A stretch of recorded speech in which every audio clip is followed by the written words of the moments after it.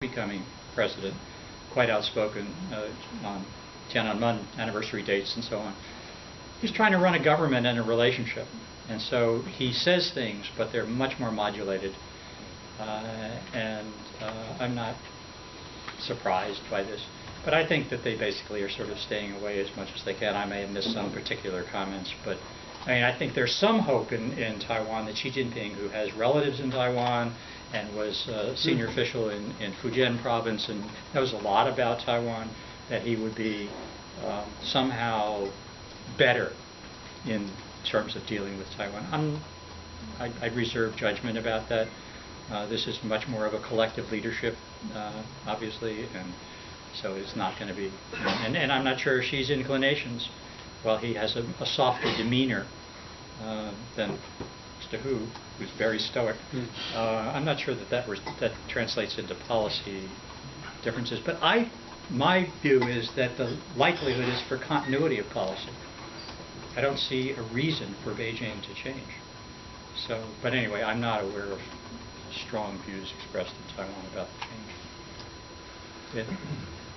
Is there any evidence that the progress in cross-strait relations, particularly the economic and the travel and tourism, have changed the sort of identity politics within Taiwan? That is, do Taiwanese, if you look at polling or you look at other types of indicators, is there any lessening of identification with Taiwan as a national identity? Yeah, quite the opposite, actually. One of Beijing's complaints about Ying-jeou, and they have a lot of complaints about Ying-jeou, is that since he became president, the number of people identifying themselves as Taiwanese, I mean, the number who identify themselves as Chinese has all in the last several years been going down, way down. The number who identify themselves as both Chinese and Taiwanese was pretty even with those who identified themselves as Taiwanese for quite a long time. And since late in the Chen Shui-bian administration, but particularly since Ma came into office, that gap has grown. And I think it means something different from what it used to mean. I think it means, you know, maybe my parents came from the mainland, but I was born here, I got married here, my kids go to school here, I work here. You know, what am I, French? That's one indicator that bothers a lot of people in Beijing. And the other is that there aren't a lot of polls that ask the question, well, there's a repeated poll about what do you want to do? You want to move to unification, to independence, or status quo? Very steady in a series of polls, about 80% want the status quo. And most of those want either the status quo forever or status quo now and make a decision later. The number who say they want to move to independence later has grown somewhat, but it's not huge.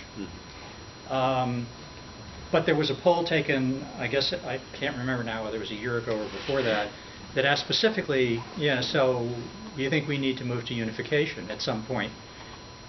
And there was a steep climb to something like 70% saying, no, we don't. And the mainland notices this stuff. It isn't that there's a huge rise in the sentiment for formal independence, but there is a huge rise in the sentiment against unification.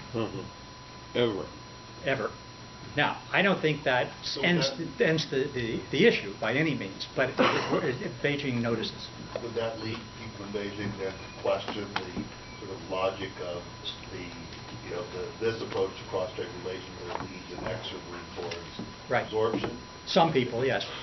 And particularly outspoken has been this Major General Luo Yan, who at one point equated Ma's policy to peaceful separation. Yeah. And he was reined in. The authorities did not want. He has a lot of license apparently to write articles, sort of what he thinks. And people in the mainland always describe Luo Yan's pieces as, well, they're his own individual views, but a lot of people share those views. But in this case, they shut him up. And actually, Luo Yan went around into conferences at points saying, by the way, I write a lot of articles and they reflect my view and maybe others share my views, but I'm not stating an official position. So there was some emphasis on something, and it wasn't only about the Ma equals peaceful separation deal. So yeah, there are concerns about that, but there are other people who, in the mainland, who say, look, you go back to Larry's question, inevitably, for economic and other reasons, there will be unification. I mean, it may not be what we're talking about today, but there's going to be one China. There will be unification. So just relax. And let's tend to our own garden. Let's get the PRC right, and Taiwan will continue to have stronger and stronger relationships with us, and we'll have a happy outcome at the end. So. Yes, sir. As a comment to your work, say that the piggy money donation is a smart move, but I don't think so. First of all, you can see the piggy money is for children use. In the room, everybody, we save money in the bank, and with donation is use the check.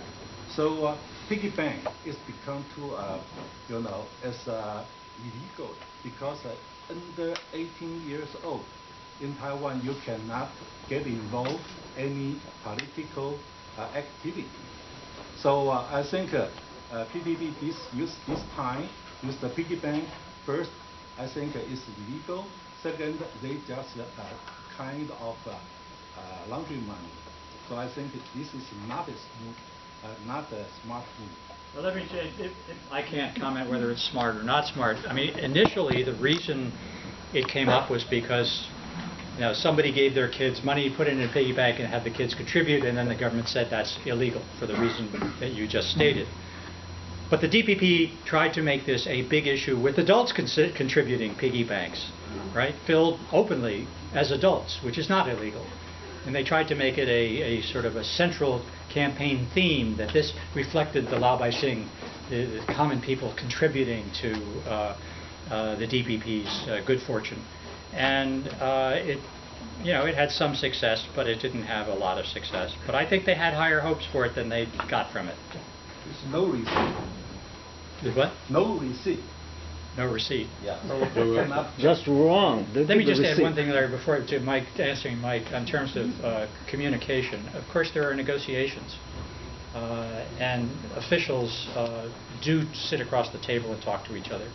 So there is that kind of direct communication. Larry?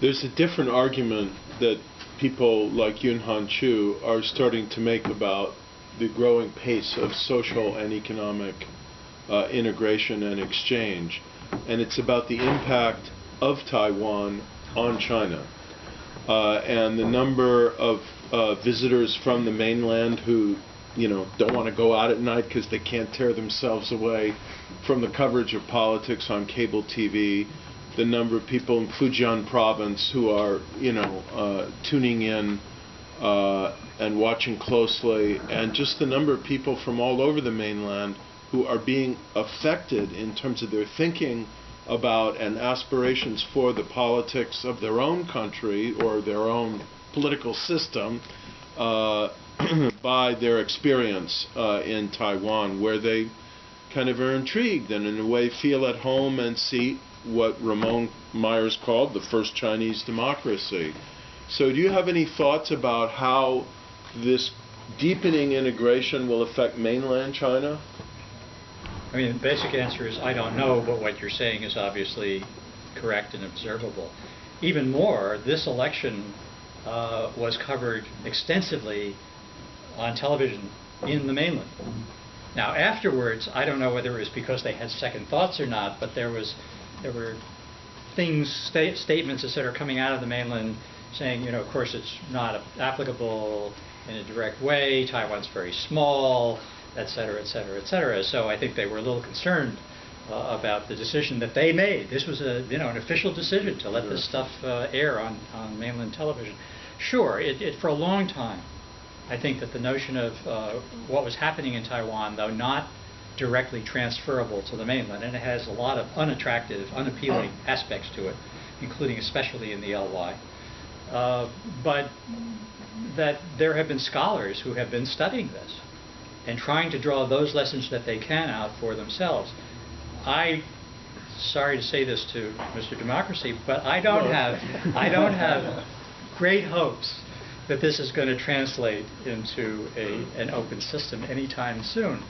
I mean, the first thing they're trying to do right is to develop some sort of democratic processes or more democratic processes within the party. That's proving hard enough. To do this on a societal basis, I think, is enormously hard. And also, I haven't seen a recent poll of people, maybe Tom or somebody else has, but the support for the government, satisfaction, put it that way, clearly not with all aspects, but as a whole has been very high, much higher than in this country or a lot of other countries. And so, including Taiwan, for that. Including Taiwan, absolutely. Including Japan, shall we say, more than double. So, you know, there is this, gee, there are a lot of things we could learn from this and do better and would like, versus we're doing okay. Let's not rock the boat. They're also in a not rock the boat situation. I'm not saying there will be no changes, but to predict that somehow Taiwan's democracy, which is clearly becoming stronger and is of great interest, I think, to a lot of people from the mainland, is then going to lead to open democracy, pluralism, however you want to describe it, in the mainland, I think at this point anyway is a reach. That's how I would describe it. Can you cover a little bit about United States One China policy, how it deal with the Three Communique and Taiwan Relation Act, what their interaction to that? Yeah, what I should do is send out here a copy you could put on your website. I did a speech several years ago at Harvard on this subject. Whether we should change the One China policy, my answer was no. The One China policy, as you well know, is not the BRC's One China principle. It doesn't accept that there is one China of which Taiwan and the mainland are part. It acknowledges the Chinese position that that's the case. So the essence of it is, as much as possible, not to challenge this. Arms sales obviously do, but rhetorically certainly not to do so. Not to support Taiwan independence, but on the other hand, we also don't support unification. Right. We say that's up to the two sides. It is to the distress of many in the PRC. You know, it's quite different from what they would like us to do. They'd like us to support reunification, peaceful reunification. That isn't the U.S. government position. It is not. It is our position not to take a stand on outcomes, only on process. And so, while on the one hand, most of what I just said relates to the three communiques, and the TRA obviously relates to continuing to work with Taiwan so that it has the wherewithal to resist a forceful resolution of its relationship with the mainland. The U.S. interest here is maintaining peace and stability. And I don't know if you remember, but Assistant Secretary Jim Kelly testified before the Congress, I think it was, what, 2004 maybe, and said we support the status quo as we define it, right? Everybody has a different definition, and ours is the maintenance of peace and stability, and a position against efforts by either side to unilaterally change the status quo or to impose their version of it on the other side. And I think we've been pretty consistent, and I would say we, in my terms, for looking at it as a former official and as somebody who's concerned about U.S. policy, I think it's been pretty successful. And so, as opposed to what I read to be the Nixon-Kissinger approach, which was, in the words of what Frank Snepp, a decent interval would pass after normalization, and then Taiwan would join with the PRC, that hasn't happened. And I think I credit a lot of people for it, but I credit the United States in important part for that. Well, we credit you with the really eloquent, clear, and authoritative presentation here once again, Alan. Thank you very much. Thank you very much. Thank you.